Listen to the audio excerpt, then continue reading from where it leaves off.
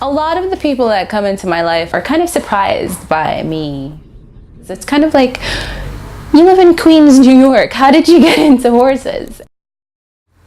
People don't realize that right there in Brooklyn, right off the Belt Parkway, you can go for a trail ride and you'll feel like you're in a whole other place.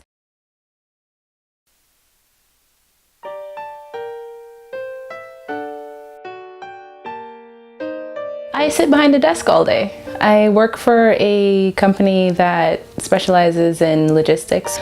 I can blame my dad for introducing me to my love of horses. He was into race horses.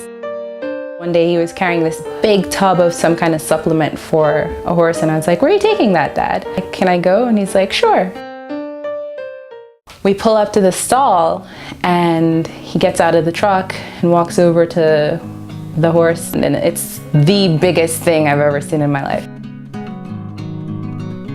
I drove my dad crazy for about 3 weeks before he finally gave in and set me up to get lessons.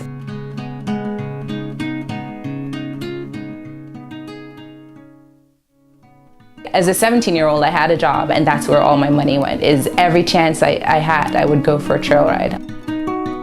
My very first horse was a horse that I met at the Jamaica Bay Riding Academy. And I was like, oh my God, I'm so in love with this horse.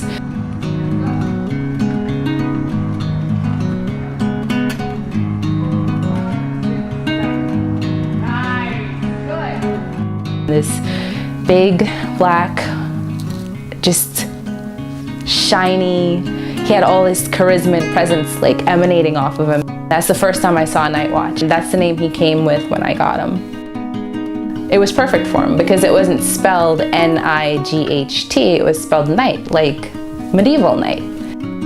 He saved me. He was my place to go to if I had a bad day.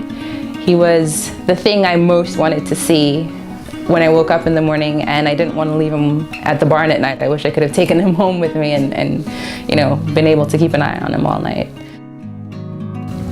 When I'm riding, it's this crazy feeling because you know you're on an animal that is basically, its instinct is to not let anything anywhere near its back.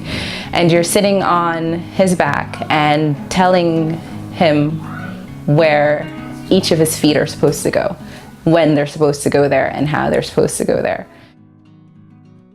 When you have that moment where you're riding and you are 100% one with your horse, it's you think it and he does it. I had Knightwatch and it got to the point where I couldn't afford to have him anymore, and so I had to give him up. So for about 3 or 4 years, I just wasn't riding anymore. I got into a really good relationship, and that kind of was my focus for a while. When I lost my fiance, I was in a very, very dark place, and I couldn't think of anything else that would have brought any light to my life than going back to riding. I had to go back and go to my first love to save me from losing the love of my life. Good.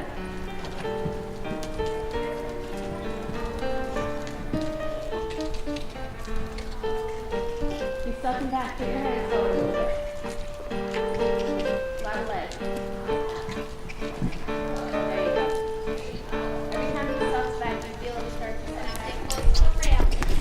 look down. There's nothing that I would put in front of being able to ride. You know, it's my safe place, it's my happy place. It's like nothing else. It's like floating. Even when I have kids, the first thing that they're gonna learn to do is how to sit on a horse. And if you have that moment where your horse is doing exactly what you want him to do, the way you want him to do it, the feeling of buoyancy lasts for days. Hi. Hi to you too. Hi. Mwah.